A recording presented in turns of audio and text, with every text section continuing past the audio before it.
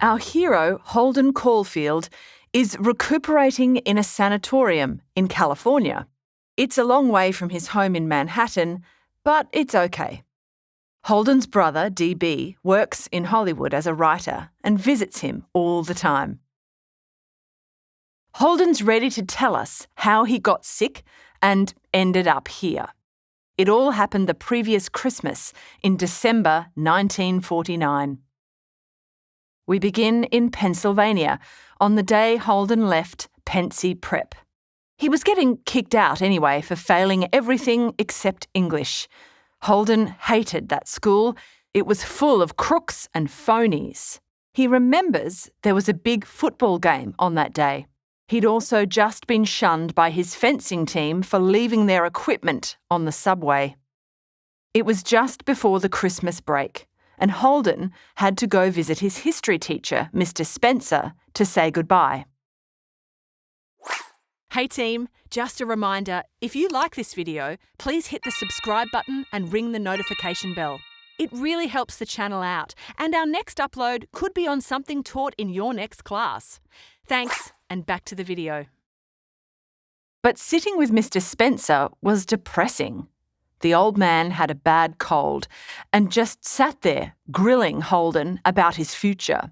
While they talked, Holden's mind drifted to the ducks at the lagoon in Central Park South. Did they fly away for the winter? Holden couldn't wait to get away from Mr. Spencer. It was such a relief to return to his cosy dorm room at Pencey, put his new hat on, and read his book. But, of course, Robert Ackley, an awkward kid from the neighbouring dorm room, barged in. Eventually, Holden was saved from Ackley by the return of his roommate, Ward Stradlater. But Stradlater was in a hurry. He had to get ready for a hot date. So, Holden hung out with Stradlater while he groomed himself. Stradlater used this opportunity to ask Holden to write his English assignment for him. He also revealed who his hot date was, Jane Gallagher. This was big news. Jane and Holden knew each other, and Holden really liked her. That evening, while Stradlater was on his date, Holden went into town with Ackley and Mal Brossard.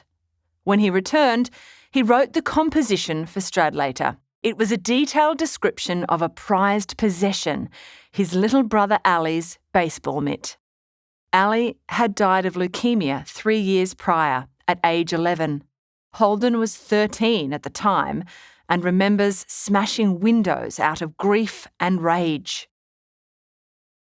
After he finished typing the composition, Holden waited up for Stradlater to return from his date. Holden was pretty wound up by the time Stradlater rocked in. He knew that guy was a sleaze. Not only was Stradlater mean to Holden about the composition he'd written as a favour, but he was also evasive about his date with Jane. Tension mounted to a physical fight, and Holden got a proper hiding. Afterwards, Holden felt so lousy that he went into Ackley's room for company. When this failed, Holden decided to leave Pencey for good. His plan was to go to New York, stay at a cheap hotel for a few days, and head home once his parents had had time to digest the news of his expulsion. So he packed his bags, yelled out a rude goodbye, and walked to the train station. On the train, he met a pretty lady whose son went to Pencey. Holden despised her son, but he liked her and even flirted with her a bit. He also told her a bunch of lies, a special talent of his. When Holden arrived in New York City, he caught a cab with a rather grumpy driver. His destination, the Edmont Hotel. Alone in his shabby room, Holden phoned a young lady who had a raunchy reputation, but she wasn't available for a date. So he went downstairs to the Lavender Room nightclub. When he got there, the waiter gave him a lousy table and refused to serve him alcohol. Well, he was underaged, so Holden tried to get the party started with the girls at the neighbouring table. but they were rude and standoffish. When the lavender room closed up for the night, Holden wasn't ready for bed. His mind was racing with thoughts of Jane Gallagher, so he got another grouchy cab driver to take him to Ernie's piano bar. The bar was packed, and Holden was squashed between couples on dates. He didn't even get to enjoy his drinks because Lillian Simmons, one of DB's ex-girlfriends, came over. Holden told a lie to avoid sitting with her and her date, but it meant he had to leave. Holden walked all the way back to the hotel in the freezing cold. When he arrived, he got mixed up in a scam with the elevator guy, who was also a pimp. Maurice was his name, and he talked Holden into hiring a $5 prostitute named Sunny. Soon after Sunny arrived, Holden, who's still a virgin, got cold feet. Sunny then doubled her fee to $10, but Holden only paid the agreed $5. A short time later, Maurice and Sunny returned to Holden's room. They intimidated him and stole $5 right out of his wallet. Maurice also assaulted Holden, leaving him beaten and breathless on the floor. This was a real low point. After a bath and a few hours' sleep, Holden called up his part-time girlfriend, Sally Hayes. She wasn't exactly the love of his life, but he invited her to see a show with him that afternoon. Holden then checked out of the Edmont and took a cab to Grand Central Station. When he got there, Holden stowed his bags in a locker and had a decent breakfast at a sandwich bar. He also enjoyed chatting to 2 nuns and gave them a generous donation. With 2 hours to kill before his date with Sally, Holden went for a walk. He was feeling pretty low, but a sweet little boy singing a catchy tune cheered him up, as did buying his little sister Phoebe a record. Feeling more upbeat, Holden called Jane Gallagher, but her mum answered, so he hung up. Refocusing on his date with Sally, Holden bought 2 tickets for a show. He then went to the park to find Phoebe because she often roller skated there on Sundays. But he didn't find her, so he walked to the Museum of Natural History. He'd loved that place as a kid. It was the one place where everything stayed the same. But when he got there, he didn't feel like going inside. Instead, he went to the Biltmore Hotel to wait for Sally. The date started extremely well. Holden even told Sally he loved her. But it ended with him ranting about society and modernity and insulting Sally to her face. Holden was really unravelling by that point.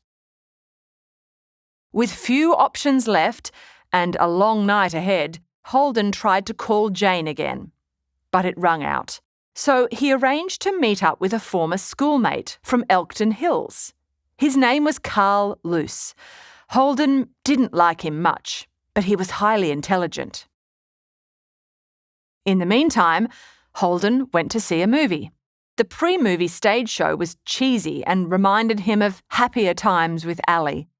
As for the movie, it was a corny war story, and Holden hated it, although it did remind him of his big brother, DB, who'd served in World War II. After this, Holden went to the Wicker Bar for his meet-up with Carl. It was a brief affair. Carl didn't enjoy answering Holden's personal questions, and Holden had a poor sense of boundaries.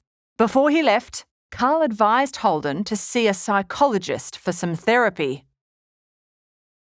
Holden then stayed on at the bar and got blind drunk. At around 1 a.m, he drunk-dialed Sally Hayes and embarrassed himself. He then tried to sober up by dunking his head in cold water, but that just left him wet, cold, and drunk.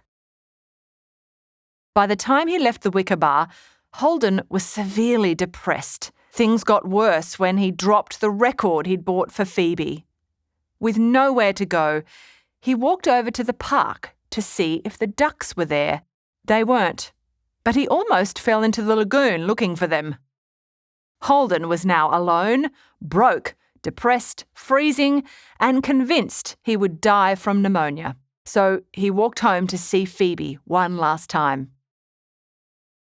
When Holden arrived, he lied his way into the building and snuck into the apartment. He found Phoebe sleeping in DB's room and woke her up. She was delighted to see him. He was also in luck. Their parents were at a party in Connecticut. Holden gave Phoebe the broken record, which she accepted graciously. But it wasn't long before she sniffed out why he was home. He'd been booted out of another school. When Holden tried to defend himself, Phoebe accused him of disliking everything. What did he even want to do with his life? To answer this, Holden described a vision of himself standing at cliff's edge and rescuing children who ran out of a field of rye. He'd be the catcher in the rye, kind of like that poem by Robert Burns. Still, Phoebe insisted their dad was going to kill him. No worries though, Holden had a plan. He went out and phoned a trusted teacher, Mr. Antolini, who'd taught him English at Elkton Hills. Holden explained his predicament to Mr. Antolini, who then invited Holden to stay. When Holden's parents returned home, he tearfully borrowed some money from Phoebe, gave her his hunting hat, and made a swift exit. He then took a cab to Mr. Antolini's apartment. When Holden arrived, he felt ill and exhausted, but he was warmly welcomed. Mr. Antolini, who was drinking heavily, sat Holden down for a lengthy talk about life, maturity, and education. But Holden was fading fast, so he helped Mr. Antolini make up the couch and fell asleep. A short time later, Holden awoke to Mr. Antolini sitting beside him. He was admiring Holden and stroking his head. Holden was so upset and embarrassed by this that he jumped up, got dressed, and made an excuse to leave. Holden ended up sleeping at Grand Central Station, where his bags were stowed. He woke feeling depressed and dangerously ill, which worsened throughout the morning. At one point, he decided to leave the state for good. So he delivered a note to Phoebe at school, telling her to meet him at the museum. He wanted to say goodbye and return her money. When Phoebe showed up, she was wearing his hunting hat and dragging a suitcase. She begged Holden to take her with him, but he refused, and they argued bitterly. Holden relented and promised not to leave, but Phoebe remained angry at him for making her cry. Not even a trip to the zoo cheered her up. Phoebe only perked up when Holden bought her tickets to ride the carousel in Central Park. She stopped being mad, gave her brother a kiss, and put his hat on his head when it began to rain. Watching her ride that carousel was the prettiest thing Holden had ever seen. It made him so happy that he sat in the pouring rain, savouring the moment. This is where Holden concludes his tale.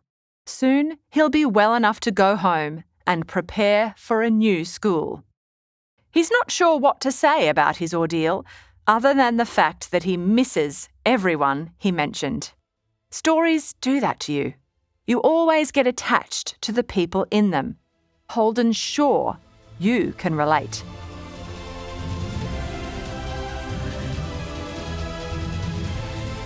We hope you enjoyed this Schooling Online production. For more easy lessons, check out our other videos.